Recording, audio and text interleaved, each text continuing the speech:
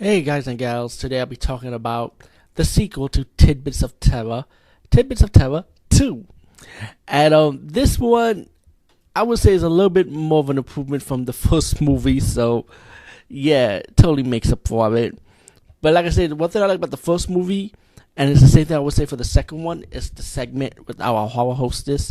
And actually, I mentioned it, she's a succubus named LeiLuna, Defender of Darkness, played by Jamie Lee. She's one to watch out for because her charisma and her slick style of doing the horror hosting for these two movies was really well done. And this time, her segment in the sequel is that she wanted a roommate, and she got a roommate that's a guy, but the guy ended up turning invisible, and he disrespects her privacy. So she's trying to get rid of him until the baby mama comes along. Yeah, that will be our wraparound segment with her. Meanwhile, we got some shorts that she hosted, which was pretty good. You know, nothing new. Like, one is a ripoff of a Predator movie, but you have a skunk ape instead of killing military people. And then we got a second segment, which is kind of like one of those hillbilly horror type of thing, when they kidnap women and stuff and kill people. Yeah, nothing new.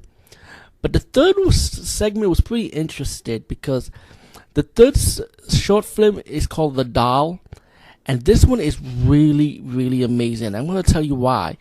Because if this is one of his older shorts, then it shows. But if this is something like new he did like in 2000, let me say how amazing it is, because it looked like it was shot in the 50s, like the black and white era of the 50s, because you can see the 50s car, the outfit that the two guys were wearing, and the environment with the couch, and even the glass was like from the 1950s.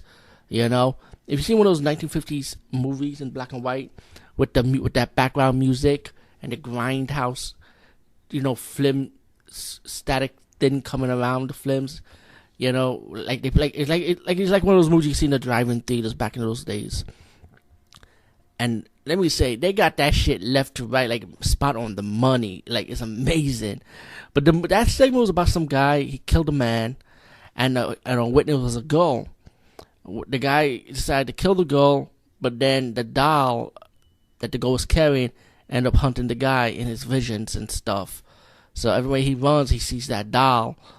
And then we have another very short segment called The Sands of Time, which is a weird segment. It was like the cameraman was showing like sand and different parts of the environment, pretty much. But all in all, Tidbits of Terror 2, I would say, is definitely, when it comes to the short part of it, like the film shorts, pretty much more of an improvement from the first movie. But at the same time, the first two movie with the horror hostess was amazing as always. I really enjoyed her. I really enjoyed looking at her, man. I'm surprised they did a standalone movie just with her in it, like at least a 30-minute series with her, because she is that entertaining as a horror hostess. I really enjoyed it. Anyway, Tidbits of Terror 2, like I said, check it out. Anyway, peace, guys, and see you later.